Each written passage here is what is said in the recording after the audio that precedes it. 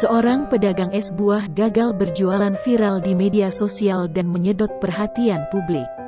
Bagaimana tidak, bapak pedagang es buah keliling tersebut harus merelakan dagangannya sebelum dijajakan. Lewat video yang diunggah akun TikTok @xxxjita Sabtu tanggal 17 April tahun 2021, pemilik akun tersebut turut merekam saat penjual membersihkan es buah dagangannya yang tumpah di jalan.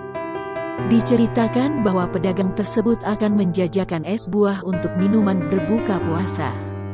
Namun, saat mau berangkat, dagangan es buah si bapak jatuh dari gerobak sepeda motornya ke badan jalan hingga tak bersisa sedikit pun.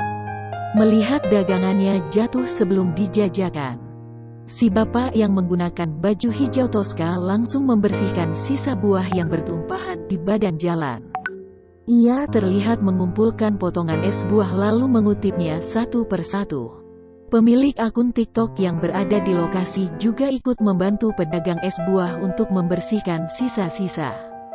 Ungkap si bapak, ternyata penyangga untuk wadah es buah yang terletak di sepeda motor tidak seimbang hingga mengakibatkan seluruh dagangannya terjatuh.